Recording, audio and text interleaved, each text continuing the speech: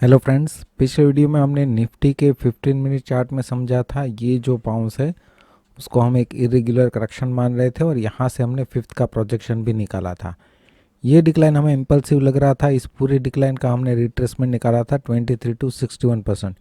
ये जो था पूरा निफ्टी के लिए रेजिस्टेंस रेंज था और हमने डिस्कस किया था कि अगर इसके ऊपर ट्रेड करता है 17,406 के ऊपर तो ही निफ्टी को हम पॉजिटिव मानेंगे। निफ्टी जो है ओपनिंग जो है फ्राइडे इसके ऊपर ही हुआ, राइट, डायरेक्टली 61% के ऊपर ओपन हुआ, ज़्यादा डिक्लाइन भी नहीं किया और वहीं से हमें एक बाउंस देखने को मिला।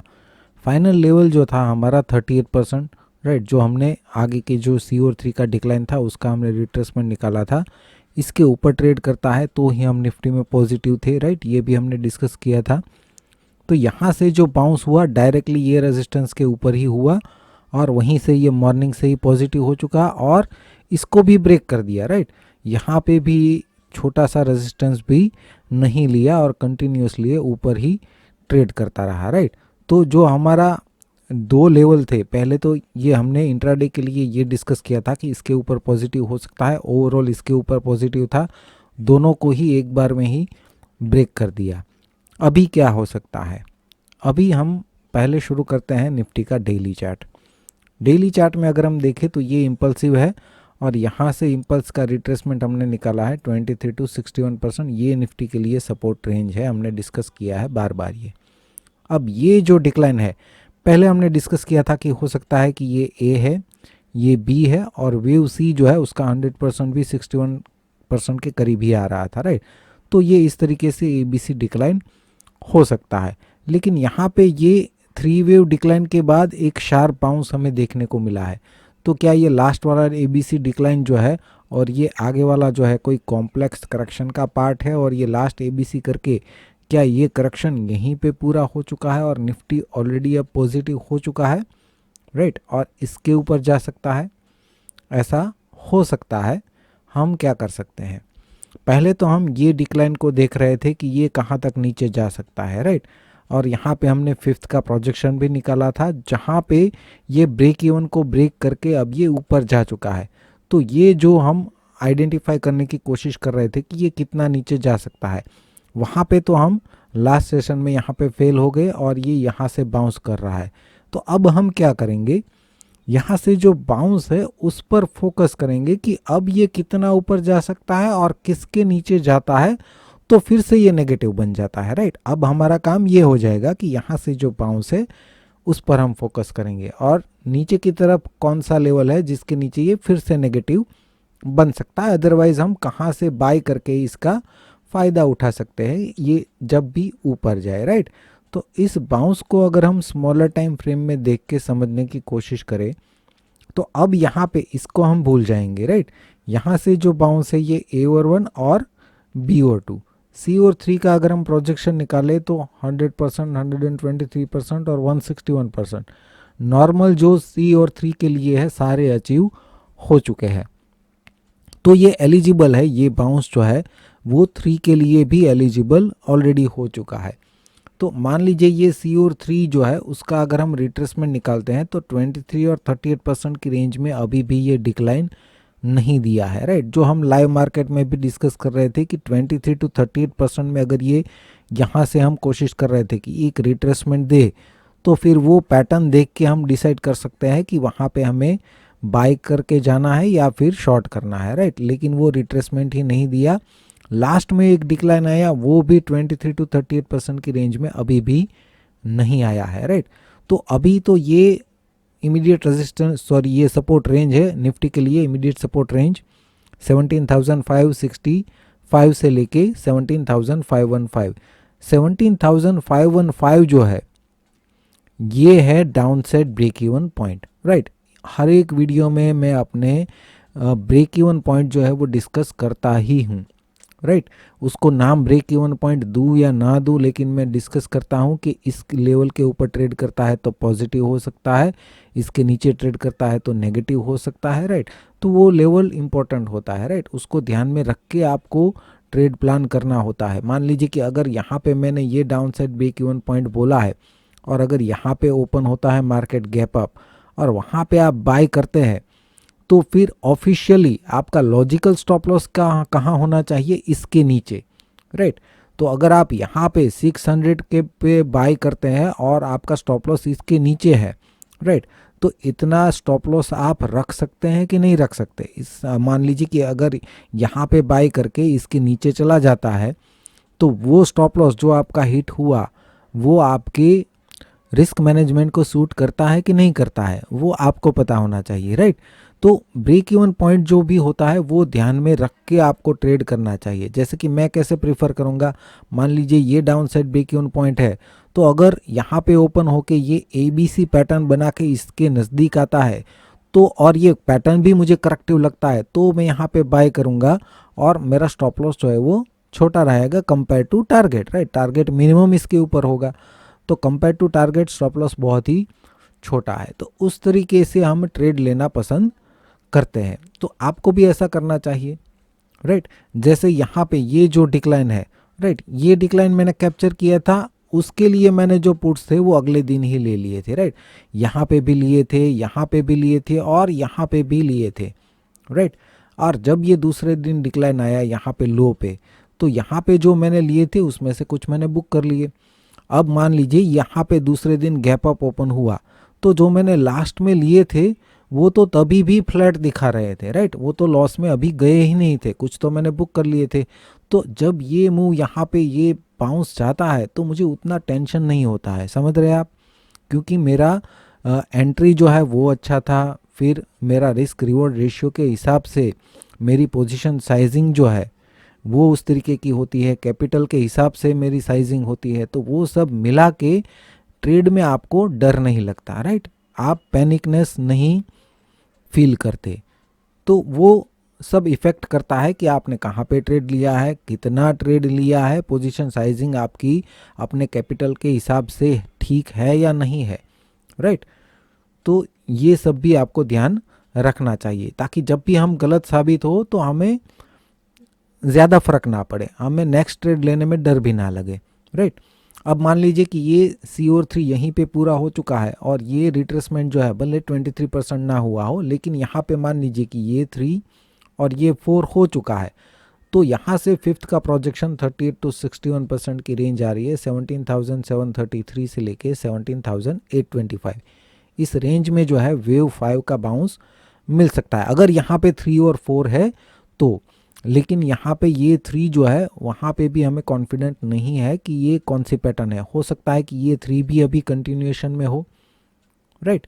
तो इसीलिए जब तक इस रेंज में करेक्टिव डिक्लाइन नहीं देता तब तक हम बाय नहीं कर सकते, या तो फिर यहाँ से गैप अप ओपन होके जब तक यहाँ पे नहीं आ जाता तब तक हम उसकी पैटर्न देखने के बिना उसको शॉर्ट पे नहीं कर सकते, राइट।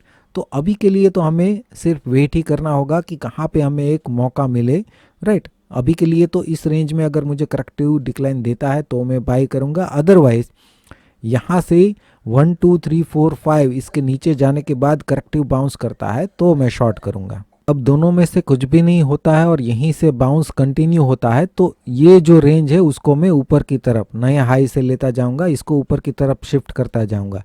जब तक उस रेंज में डिक्लाइन नहीं आता तब तक मैं कुछ नहीं करूँगा। समझ गए आप स्ट्रेटजी। अभी बात करते हैं बैंक निफ्टी की। बैंक निफ्टी के अगर हम डेली चार्ट से शुरुआत करें तो ये ऑलरेडी हमने डिस्कस किया हुआ है, ये 1 2 और ये बाउंस जो है वो भी इम्पल्सिव 1 2 3 4 और 5 पूरा हो चुका है, और इस पूरे 3 का रिट्रेसमेंट अगर हम निकालते हैं तो ये 23 to 38% की रेंज में 2 बार डिक्लाइन कर चुका है। पहली बार डिक्लाइन करके बाउंस दिया, फिर उसके बाद दूसरी बार भी यहीं से बाउंस हमें देखने को मिला है। ये जो है हमारा वेव 1 का टॉप जो है उसको अगर ये ओवरलैप कर देता तो इस बाउंस को हम ABC कंसिडर कर लेते, राइट। लेकिन अभी भी इसको ये ओवरलैप नहीं किया है और यहीं से बाउंस किया है। अब मान लीजिए यहाँ पे वेव 4 कंप्लीट हो चुका है, यहाँ से जो इम्पल्स है ये 1 2 3 और 4 कंप्लीट हो चुका है, तो फिफ्थ का प्रोजेक्शन क्या आ रहा है 38% जो है हाई के नीचे आ रहा है, तो इसका मतलब हाई जो है वो मिनिमम टारगेट हो गया और 61% आ रहा है 46,833। इस रेंज में वेव 5 का बाउंस देखने को मिल सकता है। लेकिन अगर यहाँ पे 4 कंप्लीट हुआ है तो वो जानने के लिए हम यहाँ से जो डिक्लाइन है उसको समझने की कोशिश करते हैं कि क्या वो करेक्टिव डिक्लाइन हमें लग रहा है। तो उसको अगर हम 2 ओवर चार्ट में देखें तो यहाँ पे हमें ये देख के लग रहा है कि ये ABC लिंक वेव X और यहाँ पे ABC एक करेक्टिव डिक्लाइन ही लग रहा है। तो अगर ये 4 है तो यहाँ से 5th का बाउंस स्टार्ट हो जाना चाहिए, लेकिन ये जो बाउंस हुआ था वो हमें कहीं से भी इम्पल्सिव नहीं लग रहा था। यहाँ से जो बाउंस है वो भी 3 वेव टाइप का लग रहा था। फिर ये शार्प डिक्लाइन के बाद ये जो बाउंस था वो भी करेक्टिव टाइप का ही लग रहा था, लेकिन यहाँ से फिर से अब बाउंस कर रहा है। तो पॉसिबिलिटी बन क्या सकती है, राइट? जो हमें लग रहा था वो अलग चीज़ है और अभी जो हो रहा है वो ध्यान में रख के क्या लग रहा है, राइट? तो जैसे ये शार्प बाउंस आया है उसको ध्यान में रखे है तो ये इस डिक्लाइन को हमें करेक्टिव मानना पड़ेगा। ये A, ये B और ये C भले इसके नीचे ना आया हो, जो भी हो हमें इस डिक्लाइन को करेक्टिव मानना ही होगा। तो इसका मतलब ये जो बाउंस है पहले वाला ये हो जाएगा A और 1, फिर ये जो डिक्लाइन है यहाँ पे हो गया B और 2। अब यहाँ से C और 3 का प्रोजेक्शन निकाले तो 100 to 123% की रेंज ये आ रही है, 42,196 से लेके 42,808। ये जो है इमीडिएट रेजिस्टेंस रेंज अभी भी बन सकती है। मान लीजिए कि यहाँ पे अब तक डबल जिगजैग करेक्शन है, ये बाउंस यहाँ तक आने के बाद अगर ये डिक्लाइन करता है अगर, तो ये हो सकता है कि दूसरा लिंक वेव हो और यहाँ से ये ट्रिपल जिगजैग करेक्शन के लिए भी जा सकता है अगर आता है तो, राइट? ये बाउंस हमें उतना इम्पल्सिव नहीं लग रहा है, इसीलिए वो पॉसिबिलिटी के बारे में डिस्कस कर रहा हूँ। ज़रूरी नहीं है कि यहाँ से डिक्लाइन आएगा ही, लेकिन आ सकता है। अब हम क्या करेंगे, यहाँ से C और 3 का जो बाउंस है उस पर फोकस करेंगे कि ये कहाँ तक जा सकता है और ये down side break even point अब हमारा कौन सा हो सकता है। तो 39,600 से जो बाउंस है उसको हम स्मॉलर टाइम फ्रेम में देखते हैं। यहाँ पे ये तो हमें समझ में ही नहीं आ रहा है, ओवरलैपिंग बहुत ही ज़्यादा है। मान लीजिए यहाँ से तो मुझे समझ में आ गया, ये हो सकता है A और 1 और ये एक इरेगुलर करेक्शन यहाँ पे हो सकता है B और 2, राइट? अब अगर यहाँ से C और 3 शुरू हो चुका है तो C और 3 में मान लीजिए ये 1 है, ये 2 है, इसको अगर मैं 3 मानता हूँ तो 4 इसको ओवरलैप कर देता है, राइट? मान लीजिए कि इसको 4 नहीं मान के यहाँ पे 3 मानता हूँ और इसको 4 मानता हूँ तो वो भी ओवरलैप कर देता है, राइट? तो यहाँ पे मुझे कन्फ्यूज़न है। अगर इसको मैं 1 2 3 4 और अगर इसको 5 कंसिडर करता हूँ तो फिर ये जो बाउंस है 5th का वो 100% से ज़्यादा हो रहा है, राइट? तो इसीलिए यहाँ पे मुझे कन्फ्यूज़न हो रहा है। मान लीजिए कि अगर फिर भी मैं इसको 1 2 और इसको 3 और 4 कंसिडर करूँ तो यहाँ पे 3 का बाउंस जो है वो 5th के बाउंस से स्लो जा रहा है, राइट? मतलब यहाँ पे मैं काउंटिंग दे नहीं पा रहा हूँ, सभी रूल्स रेगुलेशन को मिला के भी मैं काउंटिंग नहीं दे पा रहा हूँ। हो सकता है कि यहाँ पे ये 1 हो, A और 1, और ये पूरा जो है वो करेक्शन ही हो और यहाँ पे हो B और 2, ये एक हो सकता है। दूसरा क्या हो सकता है, और यहाँ से C और 3 स्टार्ट हुआ है, दूसरा क्या हो सकता है कि यहाँ पे 1 और ये 2 है, फिर उसके अंदर फिर से 1 और ये 2 है और उसके अंदर फिर से 1 और ये 2 है, राइट? तो उस केस में तो ये बाउंस जो है वो बहुत ही बड़ा होगा, क्योंकि इस केस में ये 1 2 3 4 5 पूरा होके फिर इसका 3 पूरा होगा, फिर उसका 4 और 5 करके इसका 3 पूरा होगा, फिर उसका 4 5 करके, मतलब ये बहुत ही ऊपर जा सकता है अगर रिपीटेटिव 1 2 1 2 1 2 है तो, राइट? लेकिन वो हमें पहले से प्रिडिक्ट नहीं करना है अभी के लिए। तो यहाँ पे हम क्या कर सकते हैं, कल क्या कर सकते हैं, आगे जो भी होगा हमने नहीं देखा, वो बदल भी सकता है। कल क्या कर सकते हैं, ये लास्ट जो बाउंस है उसका अगर हम रिट्रेसमेंट निकालें तो 23 और 38% की रेंज जो है इसको हम इमीडिएट सपोर्ट रेंज बोल सकते हैं, और 40,978 के नीचे अगर ट्रेड करता है तो ही बैंक निफ्टी को हम नेगेटिव मान सकते हैं, राइट? इतना क्लियर। अब यहाँ से जो बाउंस है उसको अगर हम स्मॉलर टाइम फ्रेम में देखें तो यहाँ पे ये बाउंस में ये 1 और 2 हो सकता है, क्योंकि अगर मैं इसको बाउंस को अगर 3 और 4 कंसिडर करूँ तो ये 5th जो है वो 100% को भी ब्रेक कर रहा है, राइट? इसीलिए मैं यहाँ पे 1 और 2 कंसिडर कर रहा हूँ।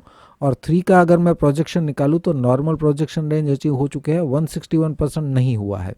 तो अगर ये 1 2 3 और 4 जो है, यहाँ से 4 का रिट्रेसमेंट निकालूँ तो 23 to 38% की रेंज में ये आ चुका है। तो यहाँ से 5th जो है वो मिनिमम 61% आना चाहिए, क्योंकि यहाँ पे 3 एक्सटेंडेड नहीं है। तो ये ये काउंटिंग अगर हमारा सही है तो यहाँ से अगर बाउंस करता है तो मिनिमम 41,866 आना चाहिए, राइट। लेकिन अगर यहाँ पे ये नहीं आता है इस लेवल पे तो यहाँ पे फिर से हमें काउंटिंग में चेंज करना होगा, राइट। ओवरऑल जो है ये सपोर्ट रेंज है 41,135 से लेके 40,978, ये सपोर्ट रेंज है। और 40,978 के नीचे ट्रेड करता है तो ही बैंक निफ्टी को हम नेगेटिव मान सकते हैं। और ये जो सपोर्ट रेंज है वो जैसे जैसे नया हाई बनाता जाएगा वैसे वैसे इसको हमें शिफ्ट करते रहना है, राइट। ये टारगेट आए ना आए हमें इसको शिफ्ट करते जाना है, राइट। तो यहाँ पे ऊपर बाउंस करता है तो ये दो इंपॉर्टेंट लेवल है, ये एक 161% और उसके ऊपर ये 61%, राइट। अभी के लिए हम निफ्टी और बैंक निफ्टी में जो भी है इतना ही कंक्लूड कर सकते हैं। वीडियो अगर आपको हेल्पफुल लगा है तो लाइक कर दीजिएगा। वीडियो देखने के लिए आपका बहुत बहुत शुक्रिया, धन्यवाद।